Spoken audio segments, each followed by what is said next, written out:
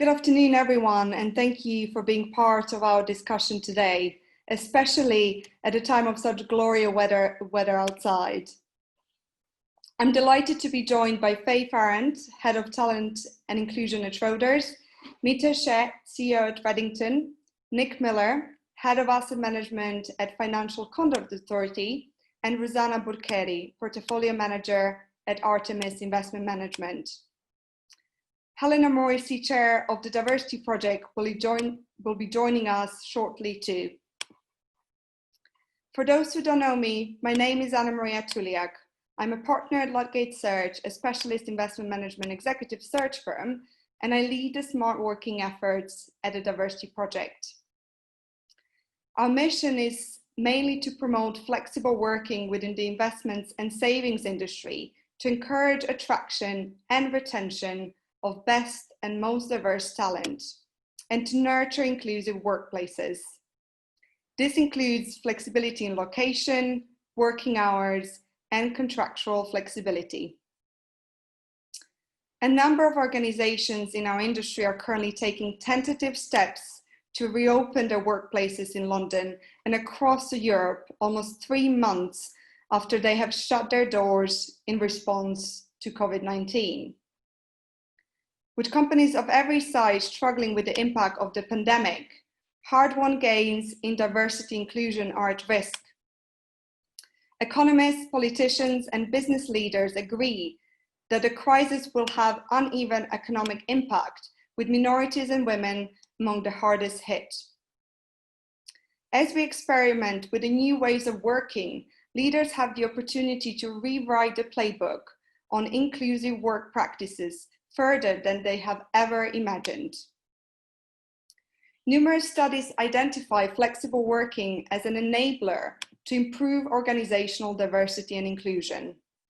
And this has prompted us to launch a program with TimeWise at the end of last year. We recently published a blog and results of our initial research on our website. Based on this, we will also be publishing a smart working manifesto outlining actions we believe firms in our industry should take in order to adopt a more sustainable approach to flexible working. So today, we're calling on the Diversity Project member firms and the wider industry to commit to the 5 action points, which I will be sharing with you shortly. So if you give me one moment.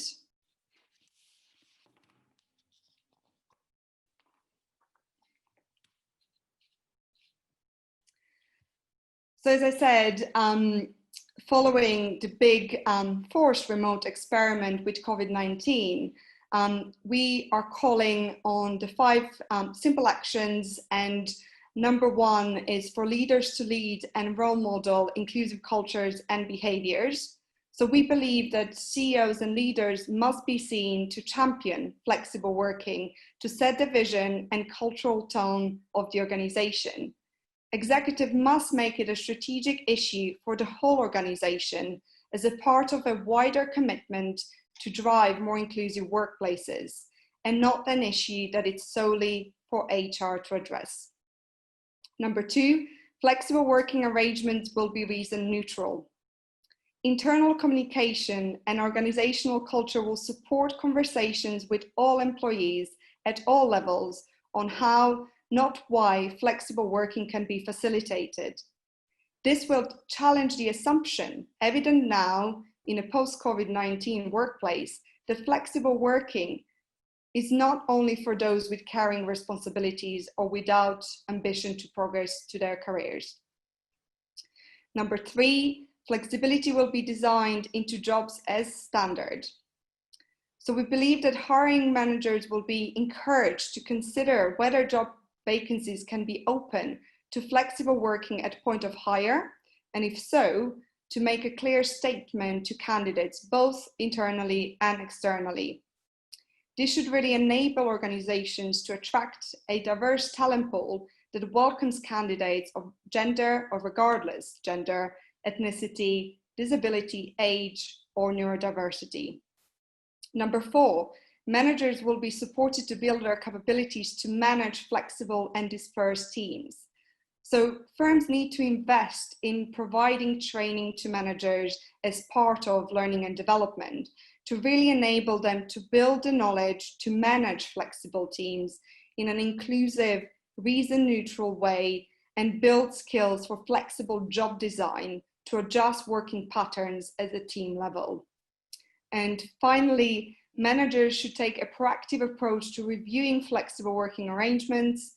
So all recovery and return pulse surveys and conversations post-COVID-19 should be proactively addressing and include the option for employees to retain some form of flexible working. These conversations should be open and consistent based on the assumption that any employee might want or need to review their working practices post-COVID-19. Smart Working Manifesto will also outline a framework to support these actions, and this will be published in the coming days, so please keep your eyes peeled. Now I'll hand over to Mitesh. Hi everyone, and thank you, Anna. Firstly, really pleased to see the Smart Working Manifesto. It's something we're really supportive of and committed to working towards. So in the next 10 minutes or so, I'm looking forward to sharing with you how we've approached smart working, both before and during the crisis, as well as share my personal thoughts on the future beyond this crisis and what might longer term change look like. I'm just going to share my slides and hopefully you can all see this.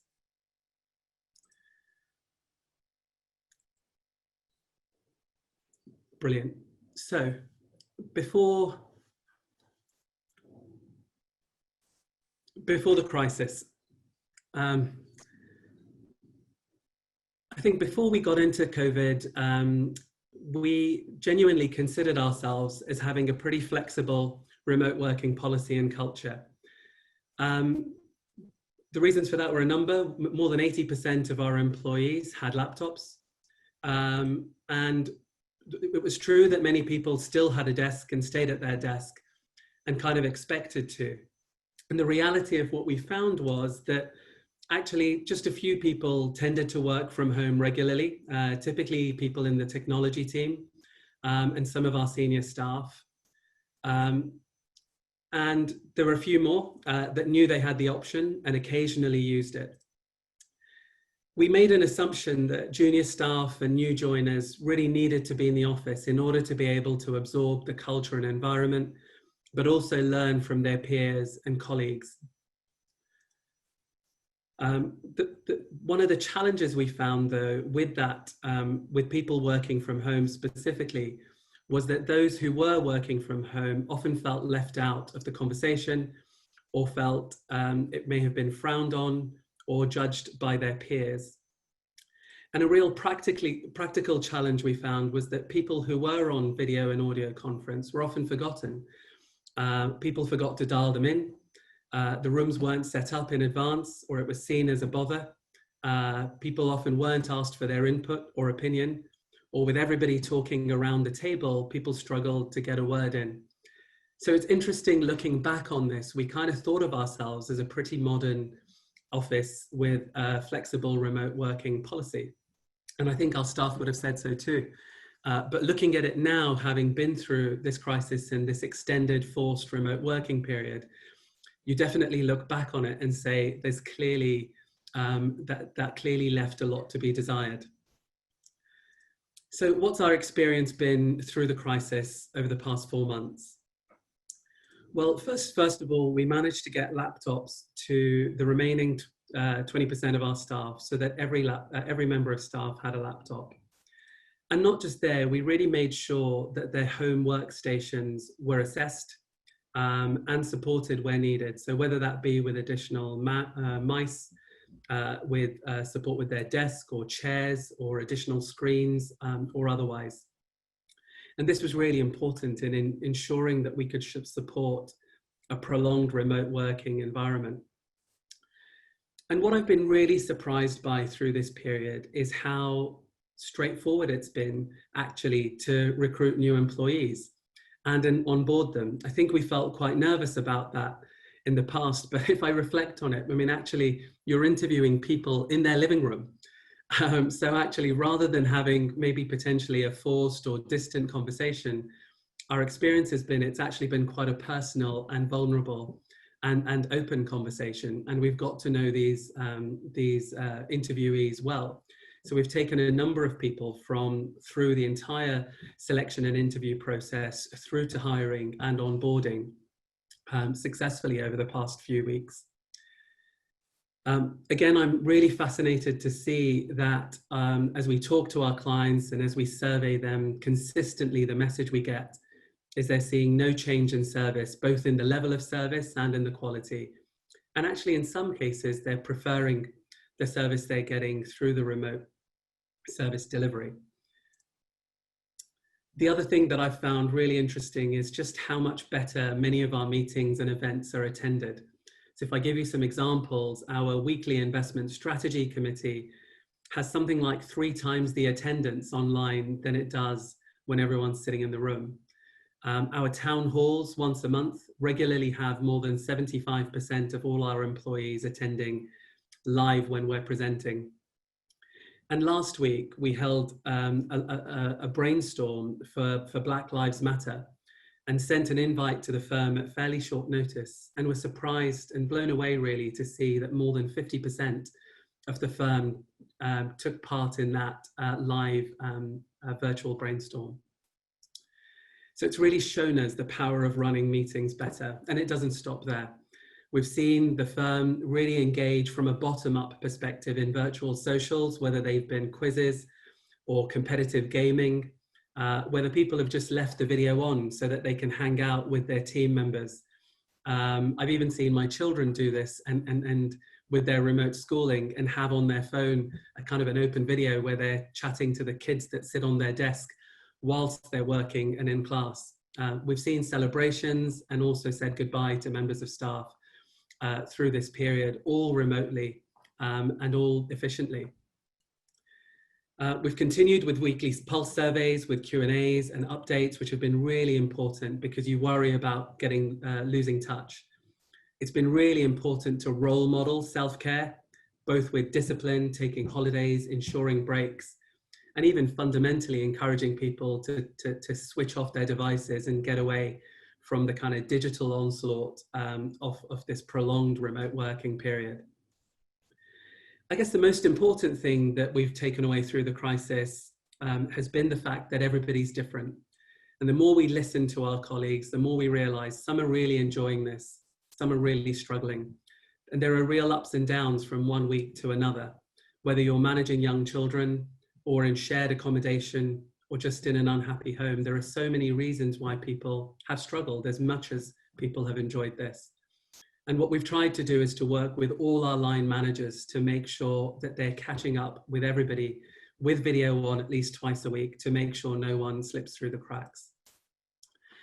I guess the most interesting part of this and pushing forward is really asking ourselves what may happen next. And again, we're continuously listening to our employees and clients and working with them to explore the art of the possible. These are uncharted territories. And our thinking as a firm is still evolving, but I thought it would be helpful to share some of my personal views on what I think could stick and change permanently going on beyond this crisis. I think it's going to be a long while before we can have everyone back in the office, and certainly before we can have face-to-face meetings, even amongst ourselves, let alone with our clients. We recognize there may be some people for whom we need to permit this sooner, but the reality is that we just can't see any reason to rush this. People are now settled into their processes and habits of working from home, and actually it would be quite disruptive to go back in and take their equipment back in, particularly if we have another lockdown or a second wave. As I look forward, I genuinely expect from my conversations across our staff base that more and more employees, if not the majority of our employees, will want to work from home regularly. I think we'll see a real shift from kind of 10-15% to more like 75% and more. And I think there's going to be real value of not only permitting that and encouraging it, but synchronizing it. so that we can do it together. I think there will still be a few that want to never work from home and really want to be in the office. And I think there'll be a few who really want to permanently work from home, but I don't expect that to be a large majority. I do think, given our experience with meetings, we will see more and more of our meetings, if not the majority, remain virtual. The reality we're finding is meetings are shorter, they're faster, they're easier, there's obviously less travel time. But more importantly, everyone is invited to speak as you look at everyone on the panels. And one thing that I really hadn't expected was where you can open up those meetings to others to observe. More and more people can come and observe and learn without feeling threatened or observed. Something that I'm really passionate about, particularly in the context of what we're talking about today, is using what we've learned to really push forward and expand our talent pool. And that's not just regionally and globally, but fundamentally looking to be able to reach out and employ people who can't travel to the office, whether that be because of economical reasons or physical disabilities, whether they are family, social, or religious reasons and restrictions that stop them from coming into the city or into an office. And I'm really excited about what the potential is for that. I hope as a business we can extend our client reach regionally as well as globally, and we're exploring a remote service option to sit alongside our face-to-face work. And I guess finally, I'd like to explore having everybody working from home remotely, again, synchronized on one day of a week or 1 week of a quarter. Over the last number of years, we've tended to close the office between Christmas and New Year. And every New Year, I have staff come to me and tell me how powerful it was to have everybody synchronized and switched off at the same time. But really leaning from that, again, I think being able to give people the chance to be able to work remotely and embed and build better habits together is, I think, something really powerful to explore. I'd like to finish with a final thought that I can't stop thinking about. And it really is a what if. That what if we've truly understood now through this experience that we share one planet, that we're all connected, and that we have to take collective responsibility for our actions? What if, as we've learned from this period, we continue to be supportive of the vulnerable people on our street? Or we continue to source food from local producers and farmers and really plan our meals and reduce our waste? What if we continue to extend our respect and value and donations to the NHS, to teachers, to so many critical service providers that we've relied on and maybe haven't valued enough in the past? And I guess the big question I'm asking myself is, what if we all travel just 25% less? If that's 1 week a month, not in the office, or 25% fewer flights, or 25% fewer journeys? What if? I don't know what if, but maybe that will mean that our families, our friends, our future selves, our communities, our planet, and future generations will thank us rather than curse us.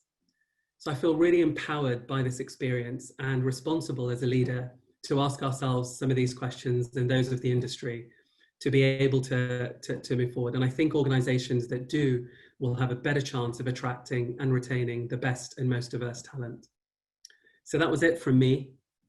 And I'm happy to take questions on this on the chat or later. But in the meantime, over to you. Hey, over to you. Take it away. Thank you. Hi, good afternoon, everyone. I hope you can hear me. And thank you so much for inviting me to be part of this panel this afternoon. It's quite a hard act to follow, Mitesh, so I'll do my best. And in all of the technology glitches, I've also had challenges with my slides. So I think someone else is going to try and put those up for me. But as Anna Maria said, my name's Faye Farrant. I'm the head of talent and inclusion at Schroders. I'm also a mother of two, and I have 2 dogs, including a 10-week-old puppy and 2 guinea pigs. So my team this morning told me that I could start a petting zoo if all else fails. So there's always something over the horizon, I would say. So I'm really delighted to share with you some insights from our journey at Schroders around flexible working. And very similarly to Mitesh, I thought it might be nice to talk a little bit about actually how we laid the foundations to flexible working previous to COVID, but also what we have learned in the last kind of 3 to 6 months, I guess, across the globe. But the first thing I wanted to share, which is on that first slide, thank you so much, is just our definition of flexibility.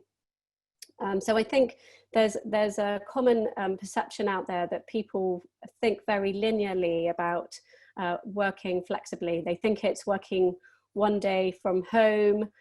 They think it's for people who have small children. And actually, I think one of the most important things is busting that myth that actually working flexibly could be for anyone. And we need to have that mindset change and think about it differently. And I think that will really help us change our approaches and our policies and what we do in the future. I don't know if you can go to the next slide, if possible. Yes, of course. I'll if you just let me know when we're on. Perfect. Thank you. Great. And so, yes, this is the mission that we came up with as we really started on our flexible working campaign some time ago. And if you go to the next slide, Anne-Maria, please. So this is a little bit around what we were doing previous to COVID-19.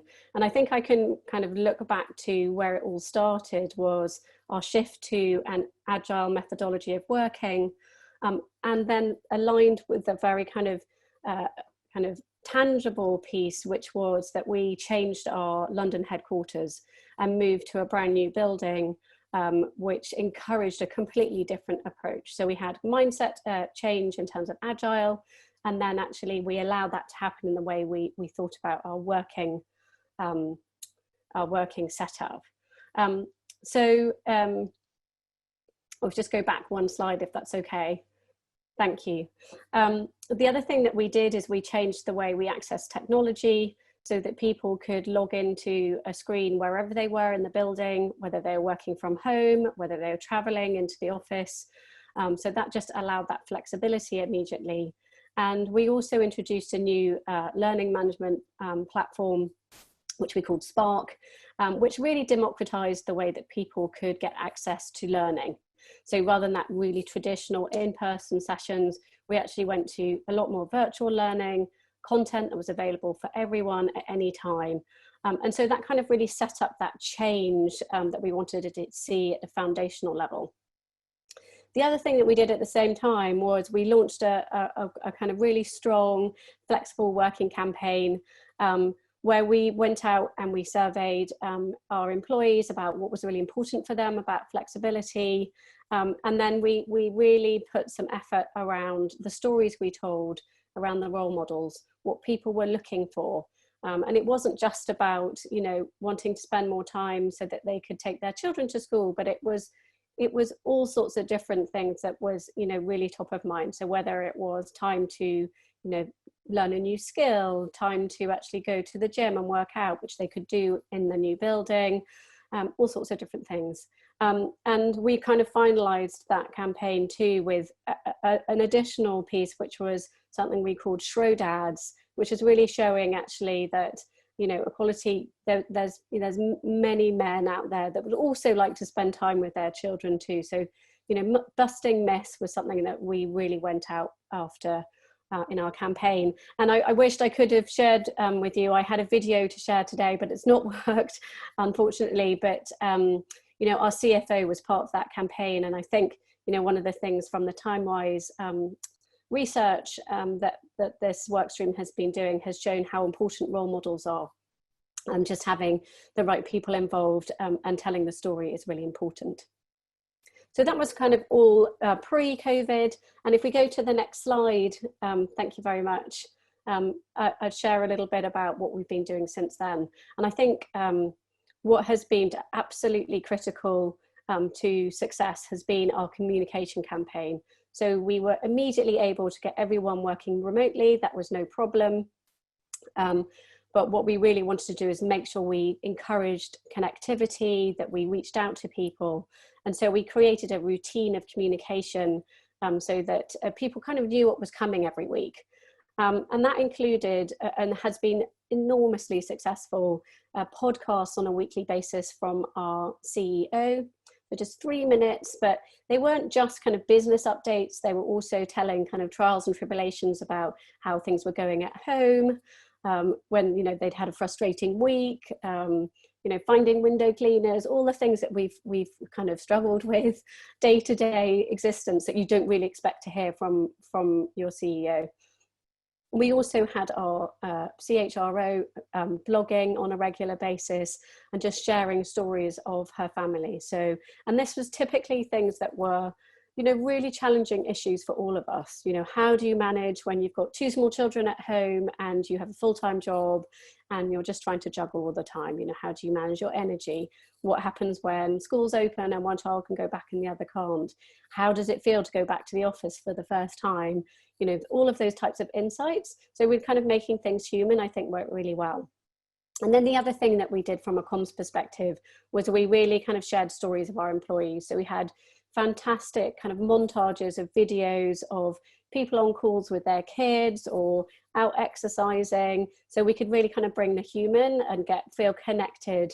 And one of the things, you know, that we heard a lot from is actually the people outside of our headquarters felt really much more connected to the organization than they did before.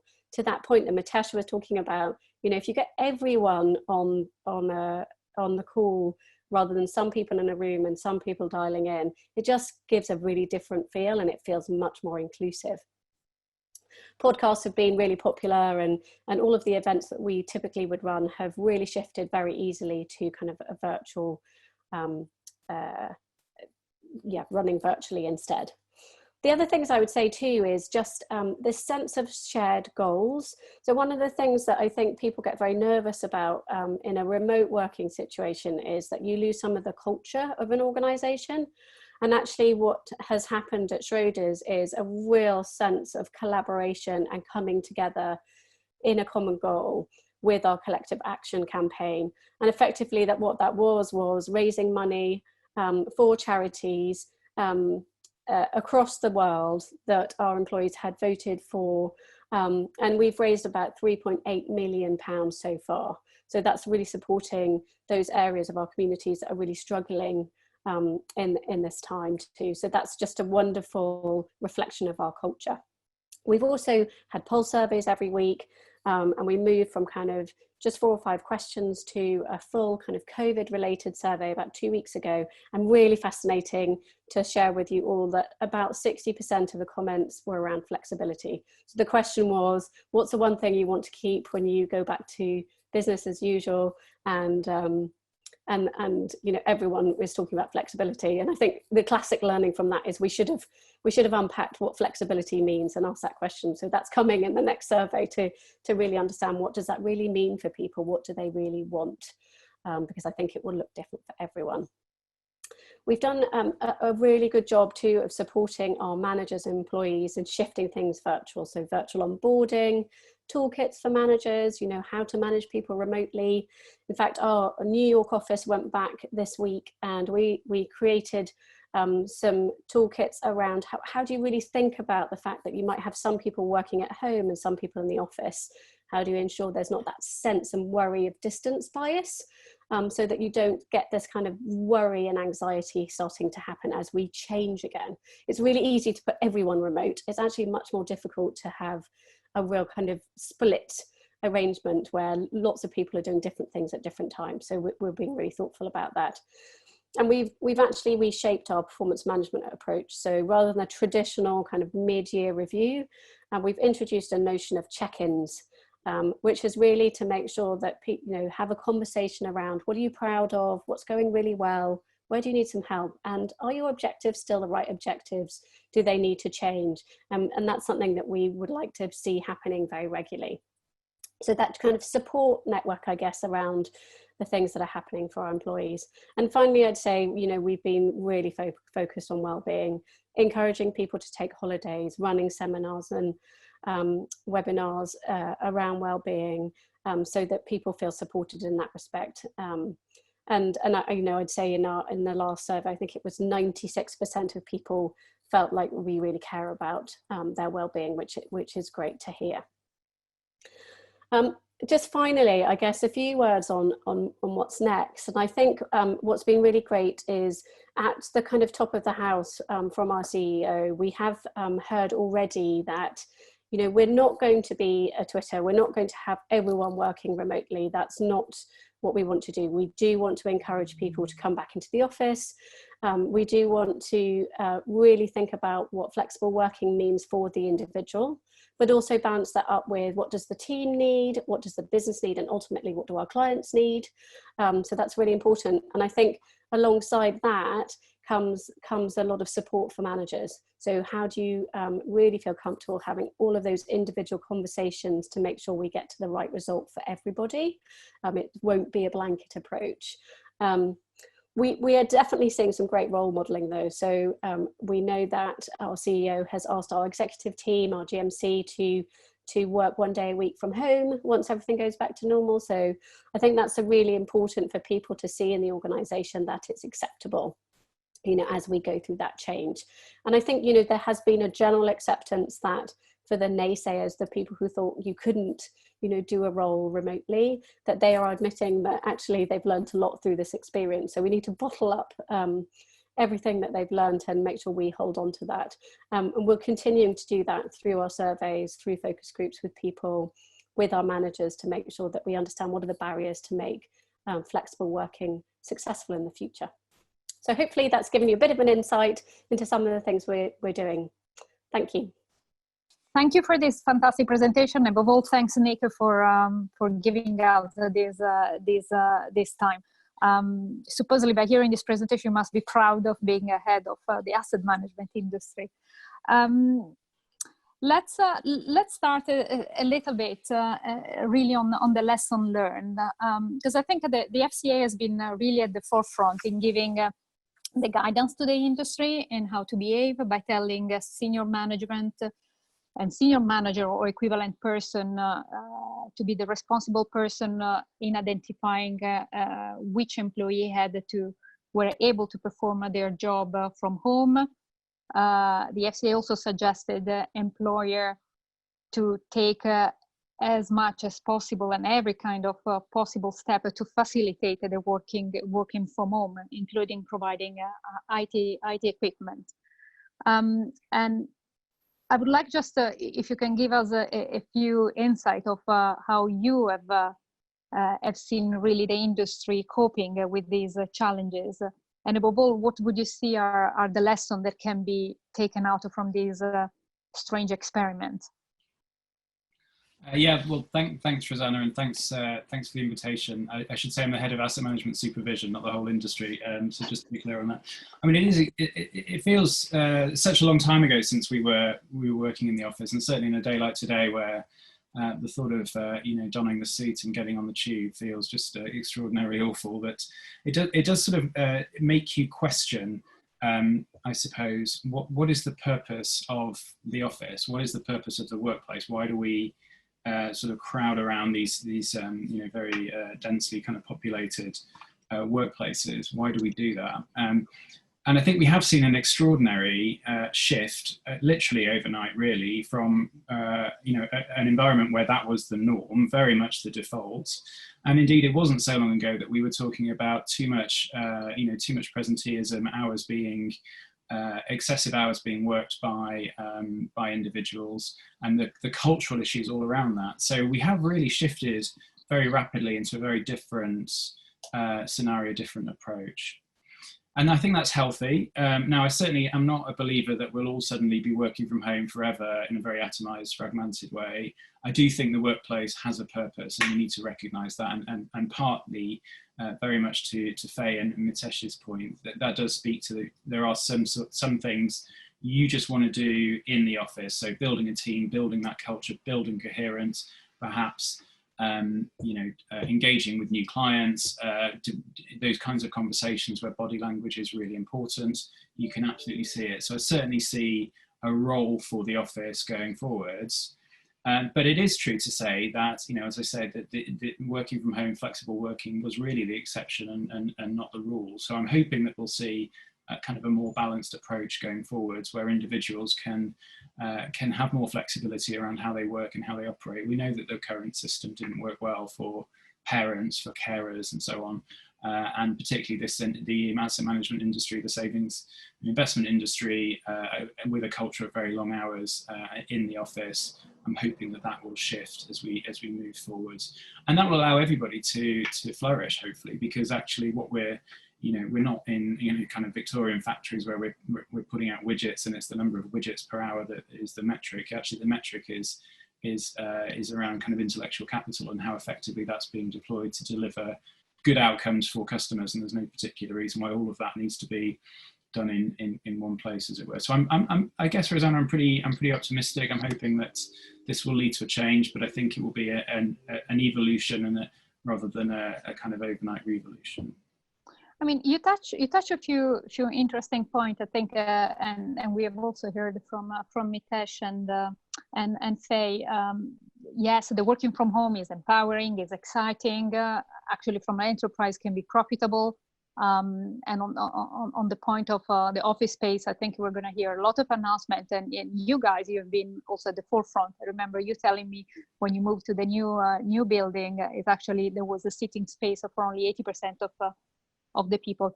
And yes, I think we can be confident that finally managers have consciously recognized that people should be judged for the outcome and not for being in the office or working additional hours. And there's going to be paper. I mean, I was reading one from the Harvard Business School, that have measured. Actually, there's going to be also cost benefit for companies from working anywhere, anytime. But our industry always have always lacked a little bit of this diversity. It's lacking a little bit attraction for young people that are maybe more attracted to the Twitter or the Facebook of this world.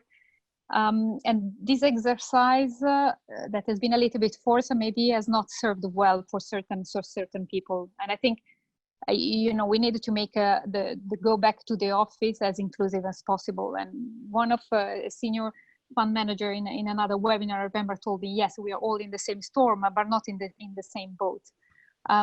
It would be interesting, I mean, to hear from you. What do you, in terms of supervision, would look as the good and bad habit, or the good and bad of the firms going back to the office?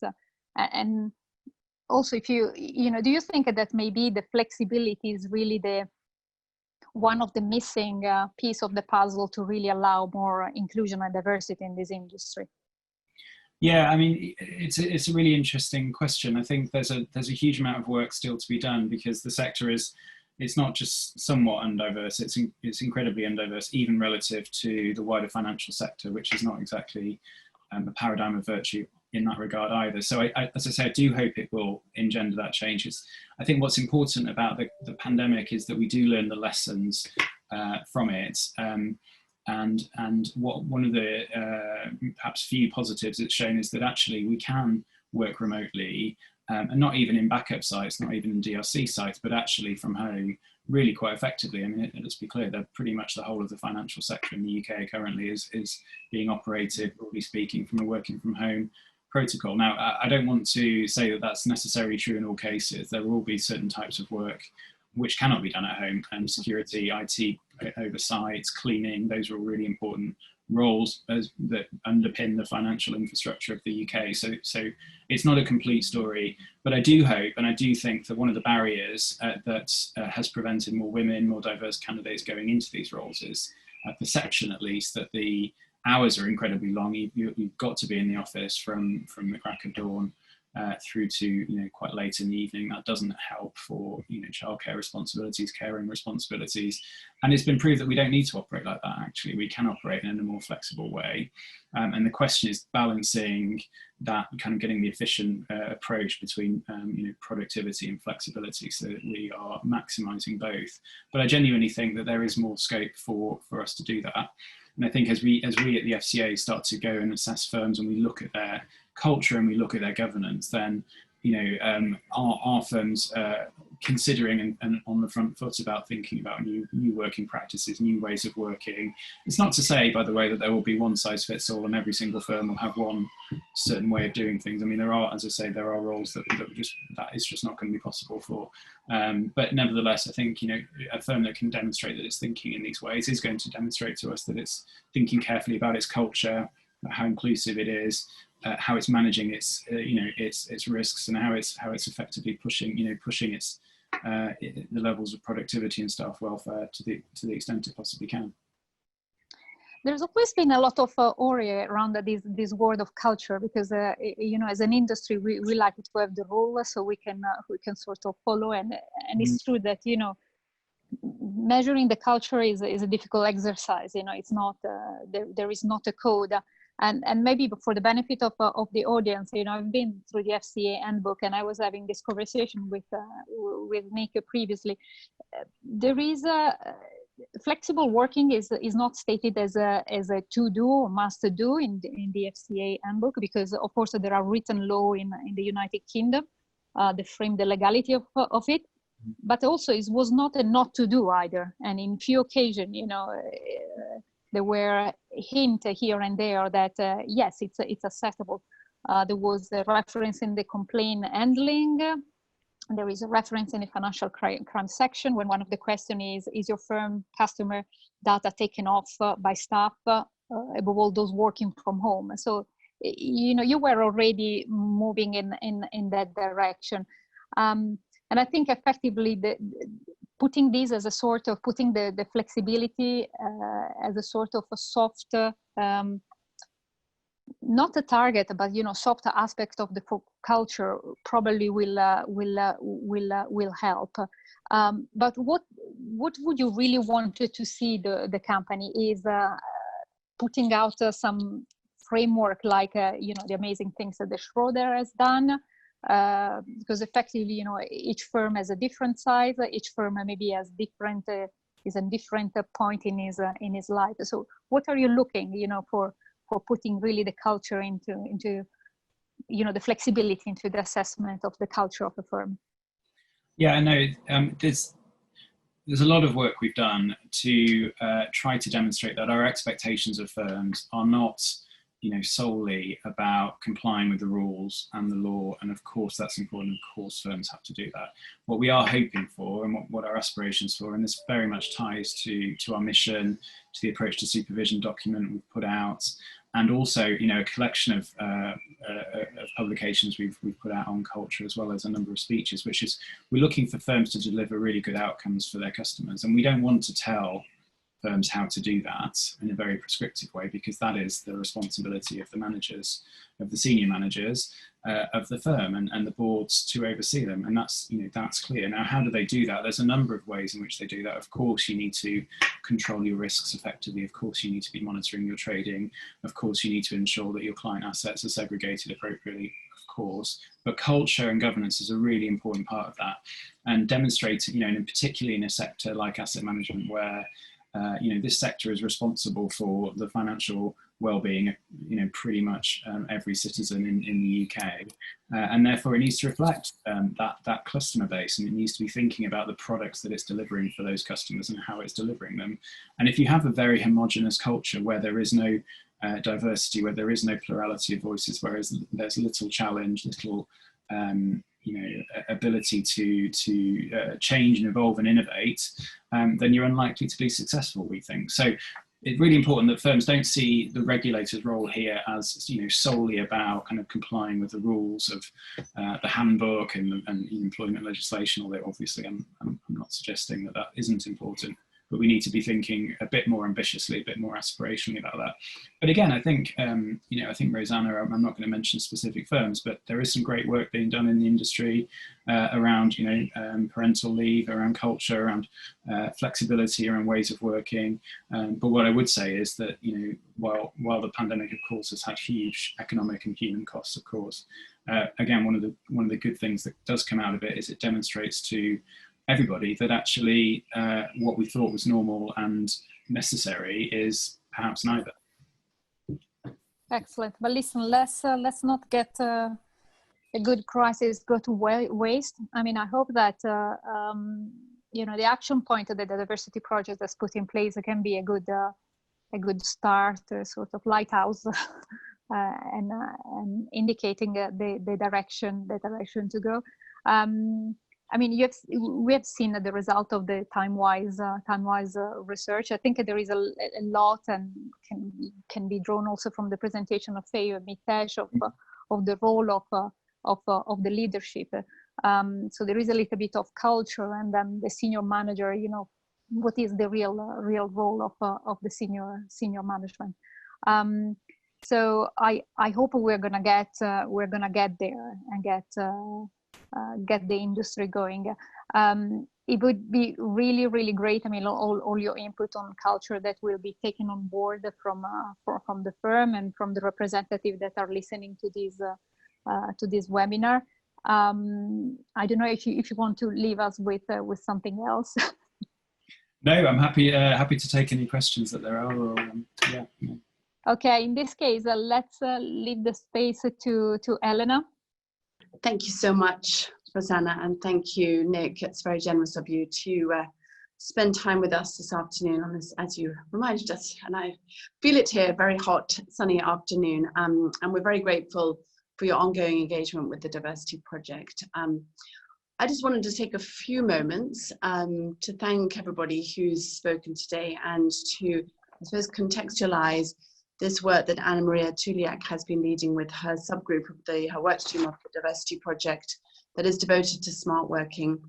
And I, first of all, I want to congratulate you and thank you for the tremendous effort that you've put in. But I also wanted to contextualize and put it in the context of the other work that the Diversity Project has been doing over the lockdown period, but also is doing as companies prepare to return to something at least more like the world that we knew before.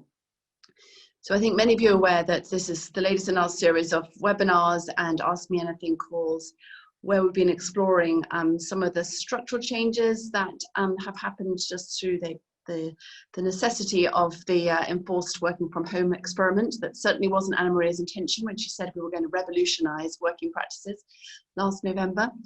We've also obviously been trying to address the real concerns that have come up, mental health issues, working families struggling with trying to incorporate childcare into the working day, some of the gender related topics. And then we have on Friday a session on neurodiversity and how neurodiverse people are reacting perhaps differently in this situation. So again, huge thanks to everyone who's taken part. I hope they've been helpful. We'll keep running those as long as they are useful. But now we are switching gears into how we might emerge better from the crisis.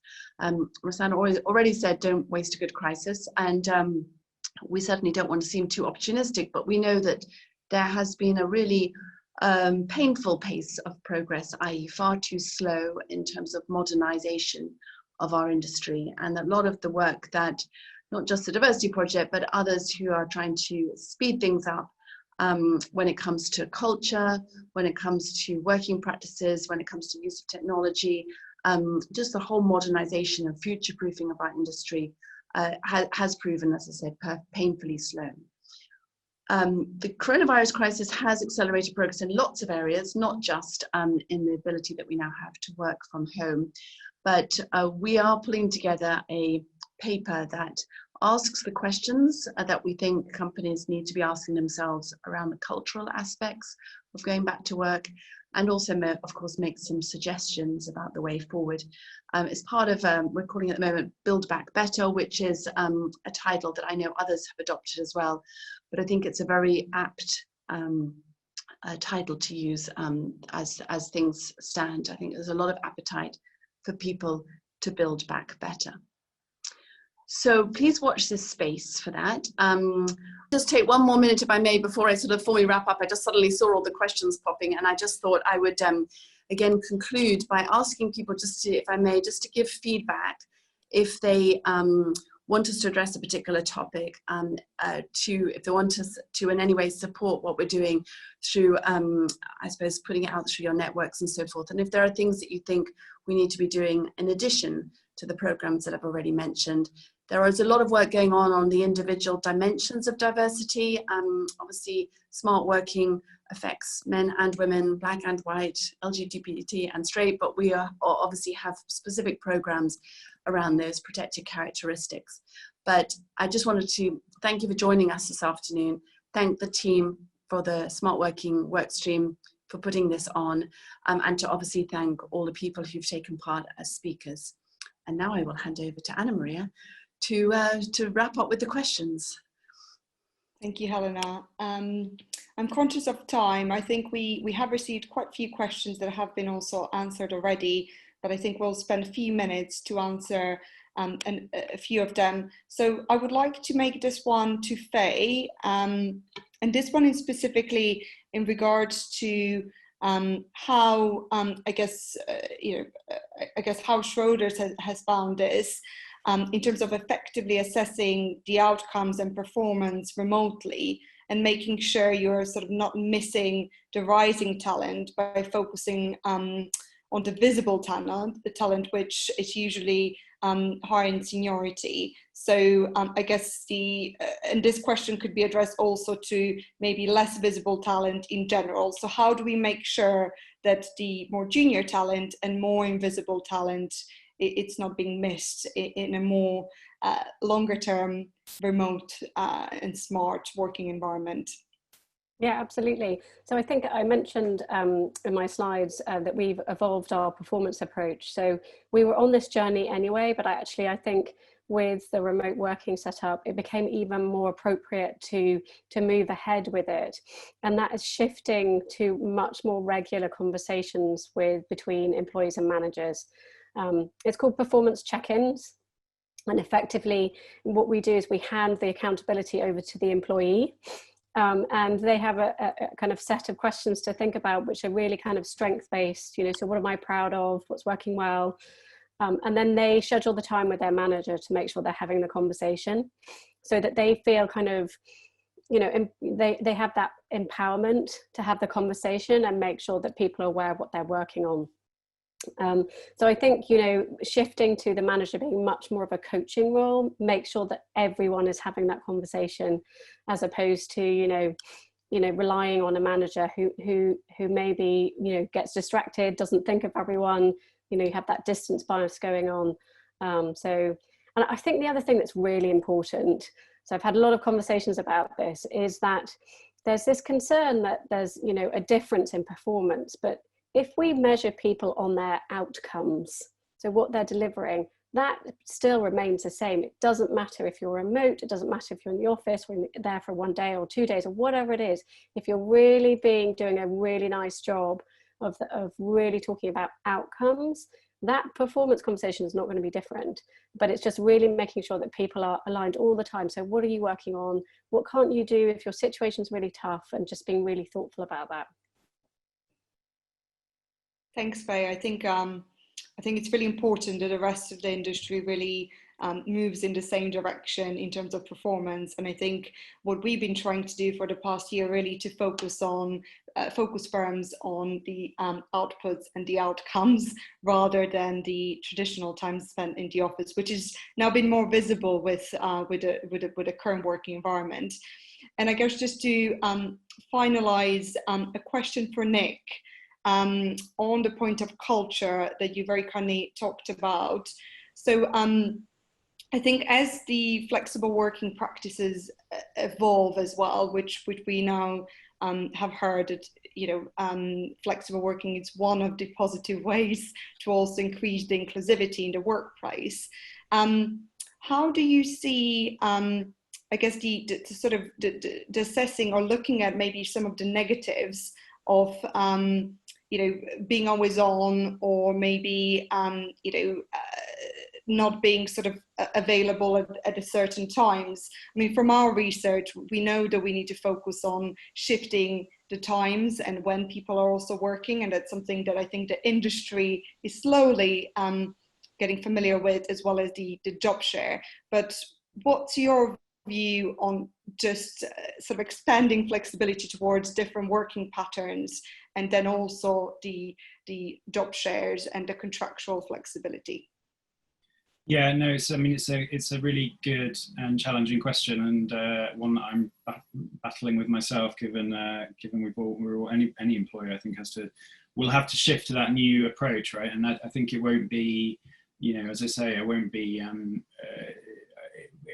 of binary all in the office or all working from home. It will be a hybrid model, and that presents challenges, which I think, as Faye said, actually that's going to be more challenging than kind of one or the other, because you're going to have to manage that, those teams across the piece. I mean, I suspect probably what you'll find is that teams need to develop core hours where people are generally available, so that there's some overlap, but that will vary, and no doubt there will be other practices as well. But I do think it's, we've shown again that it's possible to do this. People need to recognise that to the extent that, when you're working from home, that you've brought your workplace to home, well, actually it is your home, and you need to put up those, keep those lines in place. I do worry that there is a risk of people not recognising the distinction between home and work in the same way they used to. So that's a risk, I think, which we'll all need to manage. But I think, again, I think it's exciting. I think it's good. I think it's positive, and it will move forwards. But it will take a more enlightened approach from senior management, I think, than perhaps we've seen before. But hopefully supported by the fact that, for the last three or so months, we've all been working like this, and the world has continued to turn. Thank you, Nick. And I guess that also brings us back to the focus on the output and the performance, which we're trying to encourage within a more inclusive culture in the industry.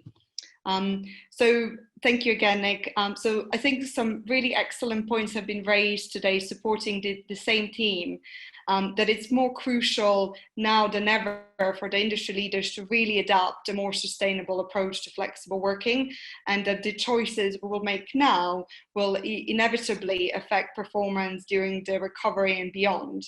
And flexible working can and absolutely should be the basis for the new normal. So huge thank you to our speakers and to you for being part of our discussion today.